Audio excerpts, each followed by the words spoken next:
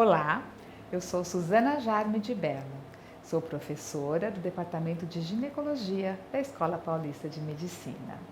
Tenho uma longa história com a nossa universidade. Na verdade, eu sou a primeira médica da família, então esse acho que é um ponto interessante.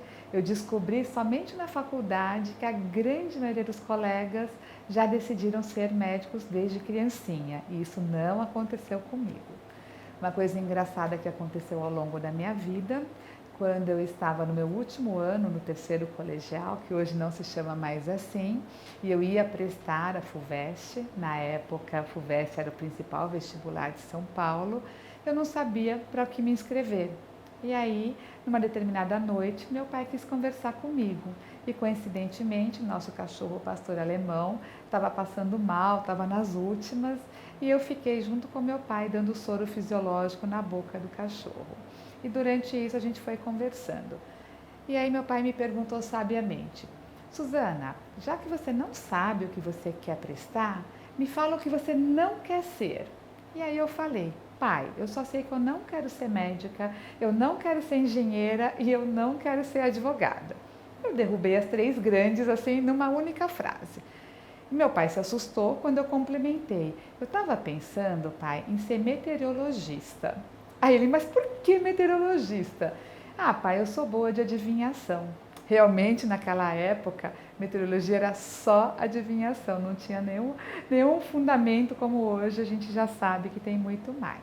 Bom, aí meu pai novamente foi muito sábio e ele falou: ok, Suzana, então me dê os motivos que você não quer essas três grandes.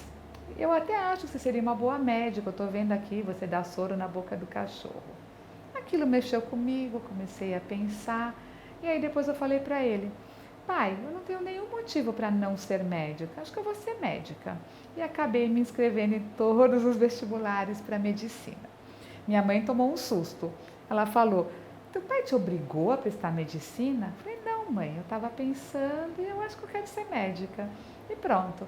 E aí acabei sendo, nesse primeiro ano eu ainda fazia o terceiro colegial, eu acabei entrando em Bragança Paulista, na faculdade de medicina de lá, porque talvez meu pai poderia ter um emprego, então por isso foi o motivo de eu ter prestado lá. Mas analisando, pensando, eu olhei para eles e falei: não, eu vou fazer um ano de cursinho e vou entrar numa faculdade de medicina que vocês não precisem se desdobrar para pagar, pois não teria sido fácil para eles na época. E aí assim foi, fiz um ano de cursinho, foi o ângulo que eu fiz na época, e aí eu entrei em praticamente tudo que eu prestei e obviamente entrei na Escola Paulista de Medicina. Eu coloquei como primeira opção coloquei como primeira opção Forcada, USP, porque tinha um número maior de vagas. Eu não conhecia nada da medicina, gente, então eu só coloquei porque tem mais vaga lá, melhor eu deixar como primeira opção. E segunda opção, Escola Paulista. Bom, passei, fui convocada, lá fui eu então para a matrícula, que na minha época era dentro da Atlética. Então, eu pus uma roupa nova, imaginem vocês, novinha. Fui de ônibus junto com a minha irmã. Desci, entrei na Atlética, já foi aquela festa, já me sujaram inteira, já saí de lá toda cheia de farinha, grudando no cabelo, na roupa, tudo mais. E eu me apaixonei pela escola. Naquele dia tinha um formulário que eu poderia pedir remanejamento para minha primeira opção. Só que eu gostei tanto da Atlética, da recepção, que naquele mesmo dia eu coloquei: não quero remanejamento, vou ficar na Escola Paulista. Posteriormente, eu fiquei sabendo que pessoas que estavam depois de mim na lista de convocação foram para a porcada, ou seja, eu poderia ter virado uma porquinha. Até hoje eu não me arrependi disso, foi a melhor decisão da minha vida. Bom, e aí começou a faculdade, eu realmente gostei bastante dela. Vou ter que falar para vocês que eu fiquei de primeira época de anatomia, tá bom? Mas aí eu estudei, levei ossos para casa, minha mãe quase morreu quando eu cheguei de ônibus com vários ossos para poder fazer a prova. Mas aí assim foi, eu consegui deixar os ossos secando lá no quintal de casa, estudei, acabei passando na primeira época e dali para frente eu só tirei notas boas, eu realmente me encontrei. No primeiro ano também uma coisa engraçada, eu fazia muita coisa na atlética, então eu jogava basquete, eu ia no atletismo, eu nadava, jogava hand, então eu levava várias roupas de esporte quando eu saía de casa. Minha mãe um dia perguntou: Suzana, mas você entrou numa faculdade de medicina ou de educação física? Isso também foi um marco na minha vida. Bom, dali para frente, como eu falei, eu virei uma boa aluna. No terceiro ano eu acabei fazendo hoje vocês chamam de bolsa PIBIC, na época não era PIBIC, mas eu acabei trabalhando no laboratório de pediatria e aos meus fins de semana eu ia alimentar ratos, porque o estudo que eu estava fazendo parte era para comparar ratos desnutridos e ratos bem alimentados. E eu realmente ficava lá, até hoje eu lembro, era um saquinho de 13 gramas de ração e o outro 40 gramas de ração. E eu colocava na balança e media certinho para os ratos comerem a quantidade perfeita da ração. Então isso foi bem interessante também aí ao longo da minha vida. Num primeiro momento eu pensei em ser pediatra, porque eu achava interessante cuidar de bebês bonitinhos e fofinhos. Eu era um pouco imatura possivelmente na época. Mas no quarto ano de faculdade eu resolvi prestar a maternidade amparo maternal para fazer estágios voluntários. Eles não eram pagos, era voluntário mesmo, mas eu me encantei. Então eram plantões a cada 24 horas no amparo maternal, aonde eu acabei trabalhando realmente como se eu já fosse uma residente, como se eu fosse médica. A gente fazia muitos partos, inclusive auxílio de partos cesáreas, algumas vezes até já quase fazendo na reta final parto, fórceps. E eu me encantei muito com a possibilidade de eu mesma poder atender uma paciente, decidir se era um caso de internar, se era um caso de liberar para casa. Quando internava, a gente fazia ultrassom naqueles aparelhos primórdios totais de ultrassonografia, vocês nem podem imaginar, era uma caixinha verde, 10 por 10 centímetros no máximo a tela, nada comparado com o que é hoje. Mas desde então eu já começava a mexer com ultrassom. E realmente eu percebi que se eu fosse uma ginecologista obstetra, eu ia ter uma vida mais dinâmica, e eu sou uma pessoa extremamente dinâmica. E aí realmente acabei tirando nota boa na prova de ginecologia, gostando do meu estágio de obstetrícia, e graças a isso eu deixei de ser uma pediatra para ser uma GO. Na época eu falava assim, tudo bem, eu vou ser acordada de madrugada, mas pelo menos eu vou receber um pouquinho mais do que se eu tivesse só prescrevendo Tilenol para uma mãe aflita, que quase sempre acontece na pediatria. E dessa forma, então, terminei o sexto ano, me formei, eu tive um excelente relacionamento com meus colegas, eu sou da turma 54, até hoje a gente mantém reuniões, a gente mantém contato, grupo ativo no WhatsApp, então, e quando a gente se reencontra, realmente parece que a gente lembra como se tivesse naqueles anos. Só para vocês terem uma ideia, eu entrei na Escola Paulista em 1986, tá? E a formatura foi em 1991. Assim que eu me formei, prestei então residência médica, passei na residência da escola e assim foram então mais 3 anos de residência. Foram 3 anos muito legais e ao contrário do que é hoje, o nosso R1, nosso primeiro ano, ele rodava exatamente junto com os cirurgiões. Então eu tive uma formação em cirurgia bastante boa e isso só fez meu deslanchar na carreira ser mais completo, lidar com pacientes mais graves, ser uma coisa mais fácil, mais tranquila, porque eu tive a vivência também na residência. Terminada a residência, eu fiquei na escola, então eu fui preceptora dos médicos residentes, teve um pequeno concurso para isso e eu fui aprovada, e eu também já iniciei minha pós-graduação. Então, dentro da ginecologia, eu sempre gostei da questão de operar, então eu comecei a minha pós-graduação em 2 áreas bem operatórias, a oncoginecologia e a uroginecologia e cirurgia vaginal. Por algumas questões, ao longo dos anos, eu acabei me fixando na uroginecologia e cirurgia vaginal, coisa que eu faço até os dias atuais. Então, ora eu sou chefe, ora eu sou um dos membros participantes, sou orientadora das teses, estudos em uroginecologia. Fiz mestrado, fiz doutorado, fiz livre docência e fiz o concurso para docência. Eu sou uma docente relativamente nova, a nossa instituição teve aí vários anos sem concursos e sem vagas disponíveis, mas atualmente eu já estou no meu 6º ano oficial de professora adjunta do Departamento de Ginecologia. Bom, Frente a toda essa história que eu contei para vocês, a gente vai tendo aí angústias, perspectivas, né? Algumas vão dando certo mais rápido, outras são mais lentas. O que eu posso falar é que realmente eu não boto muita expectativa nos anos vindouros. Eu tento tornar os anos que a gente está vivenciando como base do futuro. E assim foi. Então, por exemplo, quando eu era aluna, a gente usava o termo crachá verde para se referenciar aos professores e a gente valorizava, nossa, que legal, aquela pessoa é crachá verde. Mas nunca passou pela minha cabeça de que eu precisaria ser uma professora universitária, por exemplo. Só que naturalmente nessa forma de levar a vida, de que eu fui ficando, fui aprendendo, fui rendendo, as coisas foram acontecendo naturalmente. Então, esse é um ponto interessante. Eu não pautei a minha vida claramente para ser uma professora, embora eu tinha um jeito que provavelmente os meus pares e outras pessoas achavam que eu terminaria sendo professora. Mas as coisas não foram tão fáceis assim, não. Eu tive que passar por um concurso, foi um concurso muito concorrido, com 5 colegas da ginecologia, em 2008, se eu não me engano. E nesse concurso eu acabei ficando em segundo lugar. Então isso foi uma decepção. E fica sempre aquela história, né? Será que se eu tivesse pautado a minha vida, será que se as coisas tivessem acontecido de uma forma diferente, eu poderia ter sido professora naquele ano? Mas não aconteceu.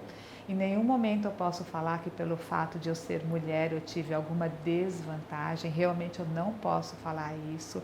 Em nenhum momento da minha vida isso foi um problema, em nenhum momento isso pesou, pelo menos é o que eu acredito e realmente é o que eu senti, mesmo nessa situação, porque eu passei que foi um pouco mais difícil. Depois, assim, apesar dessa decepção de não ter conseguido nesse primeiro concurso, eu voltei a me dedicar intensamente ao departamento de ginecologia. Então, passou aqueles dias tristes, uma semana, 10 dias tristes, mas logo meus professores, meus pares já me colocaram para me animar e eu me animei também de forma rápida e eu voltei a trabalhar dessa mesma forma. Vamos construindo o futuro, vamos construindo. E aí se passaram mais alguns anos e em 2015 foi o concurso de docência. Realmente não houve nenhum concurso nesse intervalo de tempo, então ficou vários anos sem haver o concurso. E aí sim eu tive o privilégio de conseguir a vaga. Um pouco antes que isso, o professor Manuel Girão, que sempre foi um ícone na minha vida em vários sentidos, inclusive eu me tornei mãe, que foi uma coisa muito legal durante a pós-graduação. Meu segundo filho nasceu depois de eu ter defendido o doutorado e ele pediu, alguns anos antes de eu virar docente, se eu poderia também, além da uroginecologia, assumir o planejamento familiar. E aí eu olhei para ele e falei, nossa, Manuel, mas eu já tenho tanta história na uroginecologia, né? As pessoas me conhecem no Brasil, em diversos estados, em diversas partes de São Paulo. Eu não queria deixar de fazer urogineco. Aí ele me olhou docemente e falou, e quem disse que eu estou pensando em você deixar de ser urogineco? Eu gostaria que você assumisse também o planejamento familiar. Muitos de vocês talvez me conheçam pelo planejamento familiar e foi aí nesse momento que eu falei, tá bom, Manuel, eu assumo o planejamento familiar. Então, eu continuo militando nas duas áreas, eu gosto muito das duas áreas. O meu mestrado já teve um envolvimento de hormônios, a gente fez uma coisa inédita naquela época, que foi o estudo dos vasos periuretrais em mulheres que estavam no menacne e que estavam na pós-menopausa e eram incontinentes. E aí a gente acabou dando hormônio para essas mulheres da menopausa e elas voltaram a ter continência e uma melhora desses vasos periuretrais. Também fiz com ultrassom Doppler, então vejam vocês que a história vai se encaixando e vai se fechando ao longo da nossa vida. E aí, por conta disso, o hormônio já fazia bastante parte do meu dia a dia.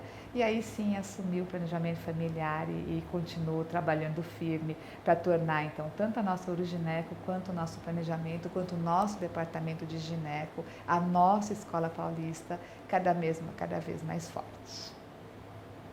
Coisas que me marcaram muito. Lembrando, assim, de pacientes, uma coisa que me marcou muito, e até hoje eu lembro, nós atendemos uma paciente de 27 anos com câncer de mama e ela acabou falecendo. Eu estava no 5º ano, Hoje, infelizmente, a gente vê o número de casos de câncer de mama muito maiores e mais frequentes do que naquela minha época, mas naquela época chocou muito. Uma paciente de 27 anos e já era um caso bem grave, terminal, e eu acabei vivenciando inclusive o óbito dela. Isso foi uma das coisas que mais me marcou, e naquela época eu falava, nossa, a gente tem que estudar, a gente tem que pesquisar, a gente tem que fazer e acontecer para que a gente minimize ocorrências como essas. Então, esse foi um ponto que me marcou muito. Um outro ponto engraçado que me marcou, vocês podem rir, quando eu era caloura, no primeiro ano, nas primeiras reuniões, tinha aquela coisa de fazer bastante medo ao calor, né? Hoje já mudou um pouquinho até o tipo de trote, mas o Fujita me marcou muito, porque tinha aquela questão, olha, cuidado com o veterano Fujita, ele é um dos mais perigosos. E aí, tudo bem, eu estava no Anfiá, numa determinada aula lá, em uma das aulas inaugurais, e senta do meu lado alguém, né? E essa pessoa começa a conversar comigo, e aí eu falo para ela, nossa, eu tô com medo de encontrar o Fujita. E aí ele me pergunta, mas como é esse Fujita? Por que você tá com medo? E ele foi puxando conversa e obviamente era o próprio. Então foi muito engraçada essa minha vivência com o Fujita. E aqui vale a pena eu falar que ele não fez absolutamente nada errado, foi só uma conversa e foi uma conversa bem engraçada. Então fica a história aí também. Eu lembro até hoje dos veteranos que me receberam, então no trote lá na Atlética, no dia da matrícula, que foi o Dadão. Hoje ele é um renominado cirurgião de cabeça e pescoço, e também o Mauro Basso, ele também fez cirurgia, mas ele não está mais na escola. Então foram pontos importantes que eu lembro até hoje.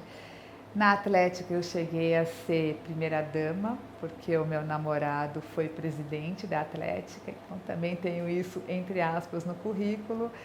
Até hoje nós somos bons amigos, então se por acaso ele ver esse vídeo, ele vai lembrar da época que eu era a primeira dama. Entre meus mestres foram inúmeros, né? Fica até difícil falar aqui, porque a gente pode falar de um ou outro, e talvez outros de tanta importância nesse momento eu não comentar. Mas o Mauro, acho que o Mauro Fisber tem que ser falado, porque foi o primeiro docente que eu tive um contato, justamente por conta da pesquisa, e até hoje a gente tem algum contato. Meu primeiro trabalho científico acabou sendo publicado com o Mauro, e foi bem interessante. Eu ia nas reuniõezinhas, eu lembro que era uma época que a AIDS ainda estava sendo detectada nos adultos, mas que também a gente já fez um trabalho envolvendo AIDS na infância, na pediatria. Como eu falei, inicialmente eu queria ser pediatra, então por conta disso eu acabei fazendo a minha monitoria do terceiro ano pela pediatria. E a questão da nutrição infantil tão importante, né, até hoje, seja para um lado ou para o outro, naquela época mais a desnutrição, hoje mais a obesidade. Então, Mauro, aí vai minha lembrança. Dentro da ginecologia, muitos professores me marcaram, mas eu gostaria de salientar o professor Geraldo Rodrigues de Lima, tá? Professor Manuel Girão. A Maraíra, ela tornou-se docente ao longo dos anos, mas foi interessante eu poder vivenciar ela como residente, eu como aluna. Na obstetrícia, professor Rubino, os mais novos talvez conheçam poucas histórias, mas o professor Rubino certamente nos marcou muito. Ele tinha um jeito carcamano, mas ao mesmo tempo muito doce, e foi um professor que conseguiu nos ensinar muito. Uma coisa que eu estou lembrando aqui, enquanto eu estou conversando com vocês, foi que eu já era residente nessa época, e ele já com uma certa idade, não vou saber precisar, mas algo talvez perto dos 70 e tantos anos, ele subia as escadas do Hospital São Paulo a pé. Então ele subia os primeiros 4 andares num lance de escada, aí ele atravessava no 5º andar para o outro lance e subia até o 8º andar. E de vez em quando, eu também sempre fui de subir as escadas, eu encontrava com ele de manhã cedo. Uma das vezes eu estava no plantão de residência médica e a gente recebeu um caso de prolapso de cordão umbilical, que é a urgência máxima, em que há necessidade de reduzir o cordão enquanto se faz a cesárea para salvar a vida do bebê. E assim foi, ele estava subindo as escadas e eu corri para chamá-lo, porque não tinha nenhum outro docente, era realmente muito cedo de manhã. E ele foi até lá e ele fez a manobra de redução. E essa manobra de redução é um pouco desgastante, porque você fica todo torto, empurrando o cordão umbilical para cima, para que não haja compressão do cordão, enquanto a gente corria para fazer a cesárea no nível de residência, que talvez não seja a cesárea mais rápida de todos os tempos. E o bebê nasceu vivo e deu tudo certo. Então, lembrando então dos professores ícones, vou falar do Rubino e vou falar dessa situação especial que ele, com 70 e tantos anos subindo escadas, ainda foi lá numa situação de emergência, de urgência. Rosiane também chamou bastante a minha atenção, foi um ícone na minha formação. E uma coisa engraçada com a Rosiane, eu era residente e eu ia fazer uma cesárea num útero bicorno. E essa paciente tinha circlagem, que são aqueles pontos que a gente dá no colo do útero para que a gestação possa seguir até os 9 meses de evolução, não haja prematuridade. Então eu fui avisá-la, Rosiane, eu vou fazer uma cesárea, desse caso de útero bicorno, estou muito ansiosa, curiosa para ver como está o útero bicorno gravídico. E ela falou para mim, ótimo, só não esqueça de tirar os pontos da circlagem. Lá fui eu para a cesárea, toda feliz, fiz o parto, vi o útero bicorno, acabou a cesárea, passou uns 5 minutinhos, a Rosiane me encontrou e eu falei para ela, eu vi o útero, você tirou os pontos. Claro que eu nem escutei o fim da frase, né, gente? Eu tinha esquecido de tirar os pontos de circlagem. A paciente ainda estava anestesiada, eu corri para lá para tirar os pontos. Então essa também é uma das minhas histórias aí que eu guardo e claro que eu aprendi para sempre a situação.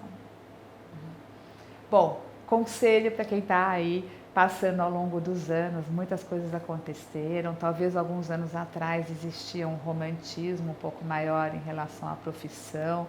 Hoje nós estamos vivendo uma fase um pouco diferente, especificamente esses últimos anos foram muito difíceis. Eu acredito que talvez nem todos os alunos conheçam os colegas da sua própria turma, né? Justamente por essa questão de muita coisa virtual, de pouca coisa presencial, o uso da máscara. Eu mesma pude perceber que algumas pacientes que eu comecei a fazer o pré-natal no consultório, eu só as conheci o rosto propriamente dito durante o parto, porque elas puderam ficar sem máscara no parto.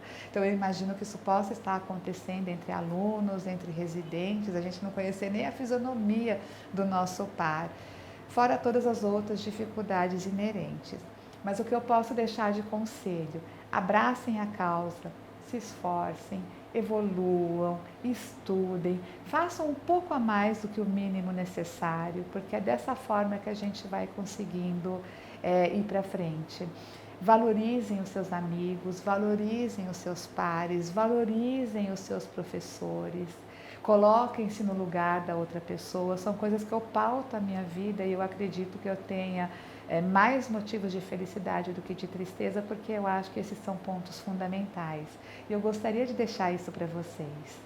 Quando vocês virem alguém numa situação crítica, numa situação difícil, não passem reto, tentem se aproximar, tentem conversar, tentem entender, tentem ajudar. Às vezes uma coisa que a gente acha, essa ajuda é muito pequena, mas naquele momento para aquela pessoa pode ser a tábua da salvação. Então hoje a gente vive coisas positivas, tem coisas muito legais acontecendo na nossa instituição, como o voluntariado que iniciou na pandemia, como o projeto Semear, que já vem há alguns anos, né? Várias coisas, acho que os próprios alunos, as ligas que existem, na minha época isso não existia, então a gente tem que se ajudar um ao outro e indo crescer junto. Enaltecer o nome da Escola Paulista de Medicina, eu acho que é um ponto importante. A gente está dentro da Universidade Federal de São Paulo, isso tem que ser sempre colocado, mas jamais esquecer que nós somos Escola Paulista de Medicina. E passar isso para todo mundo que vem vindo a seguir. Então, façam um pouco a mais do que vocês podem, olhem para o lado, ajudem para pessoas que precisam, médicas, não médicas, alunos, não alunos, professores, não professores, né? E estamos juntos, vamos seguir crescendo. A gente não pode se deixar abalar pelas coisas difíceis, então a falta de verba, a dificuldade em conseguir inúmeras coisas, às vezes coisas fáceis são difíceis para conseguir, mas a gente vai tentando e vai conseguindo. A minha vida acabou sendo assim. Bom, então era isso que eu queria mostrar para vocês, né? O otimismo. Eu comentei aqui algumas coisas interessantes da minha vida acadêmica, da minha vida como médica, como residente, como professora. E eu gostaria de falar que vocês são muito importantes para nós. Quando a gente dá uma aula virtual e que todas as câmeras estão fechadas pelos mais diversos motivos, até pela dificuldade de alguém ter uma câmera no seu computador, ou aquela pessoa que não está tão animada assim, ou aquela pessoa que só fechou porque está escutando do mesmo jeito como se estivesse com a câmera aberta, mas a gente gosta de ver nossos alunos, a gente gosta de ver nossos olhares, então vamos tentar sempre estar próximos, alunos e professores. Eu acho que isso é um ganho. Professores aprendem com os alunos, com as novas coisas que a gente está vivenciando e, obviamente, alunos aprendem com professores. Mas que é gostoso fazer um olho no olho, que é gostoso depois, acabou uma aula, acabou uma apresentação de seminário, acabou uma aula prática. Olha, foi interessante, professor, olha, que tal a gente fazer assim? Ou vamos mudar para isso, para um jeito mais moderno de aprender. Eu acho que essa interação aluno-professor não pode morrer, ao contrário, a gente tem que usar a tecnologia que a gente tem hoje a nosso favor e manter essa nossa união. Então, fica aí como sugestão da gente continuar próximo sempre.